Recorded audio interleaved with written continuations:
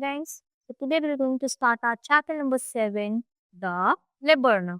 और आज का हमारा थीम है होप, यानी कि जो हम आशा रखते हैं दूसरे से होप होती है हमें किसी चीज की, उसके बारे में। और अपनी एनवायरनमेंट हमारी कीप चल रही है, यानी नेचर से रिलेटेड है। चलो अब हम अपना चैप्टर स्टार्ट करते हैं।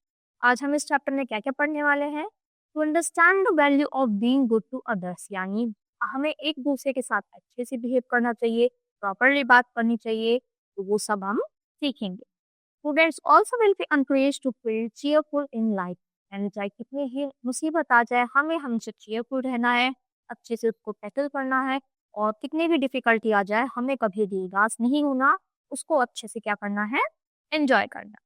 फिर इस एक्टिविटी में क्या करना है, आपको इनके नेम्स लिखने हैं, इन सभी बर्ड्स के, जैसे स्पैरो, पिजन, तो ऐसे ही यहाँ पे कंप्लीट करना है। Just down the road from where I live, a lone laburnum grows. It does not advertise itself unlike the cooing crows. तो देखो, जैसे मैं अपने घर से जा रहा था तो वहाँ पे क्या है, एक लेबर्नम है, वो ग्रो कर रहा है बिना किसी को कुछ बोले ना कुछ कहे, वो अपने आप ही सिंपली ग्रो कर रहा है। वो अपने आप को एडवर्टाइज भी नहीं करता, जैसे न्यूज वगैरह होता है ना, किसी चीज को प्रचार करते हैं तो वो अपने आप को एडवर्टाइज भी नहीं करता, सिंपली ग्रो करता है। But like the coin crows, you have said, there's nothing to see this tree.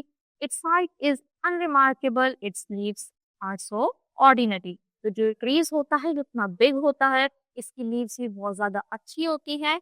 और ये क्या होता है, अनब्रेकेबल, यानी देखो जैसे जैसे पेड़ क्या हो जाएगा, बहुत ज्यादा बड़ा होता जाएगा तो उसका जो ये देखो ये वाला पार्ट होता है ना, ये भी ठीक होने लगता है, तो उसको कोई भी पेड़ नहीं तोड़ सकता। और जो इसकी हाइट होती है, मतलब बहुत ही अच्छी चीज होती है उस चीज के बारे में। But come the but come the summer, golden light it's trapped within the tree. In May, the crystallized sunbeams burst out from all to see.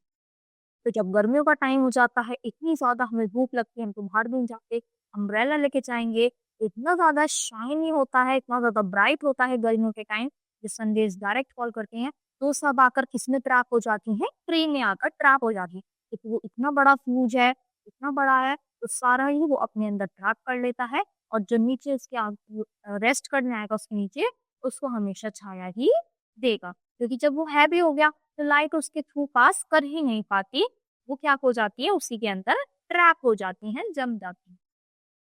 The thundery grey sky casts its gloom on everything its sight, but the little tree is quite untouched. Its mind with progress light. तो देखिए जब क्या होगा, जब thunder आएगा, बिजली कड़कड़ाएगी, तो तब जो ट्री है नींव पर खड़ा रहता है, उससे घबराता नहीं है। Flowers of sunshine clothe the tree and dazzle every eye, and every pull of wayward of these dro- drops cold and on passers by. तो देखो जैसे जब ट्री प्लांट हो गया, इस पर फ्लावर्स लगते हैं, तो फ्लावर्स सबको देखना अच्छा लगता है। अगर हमारा पार्क है, उसमें अच्छे अच्छे फ्लावर्स लगे हैं डिफरेंट डिफरेंट कलर्स के, वो क्या बढ़ा रहे हैं, एक तरीके से ब्यूटी ही बढ़ा रहे हैं, चाहे आप अपने घर में लगा लो या पार्क में। तो नेचर की क्या है, ये ब्यूटी है जो हर जगह देखने को नहीं मिलती।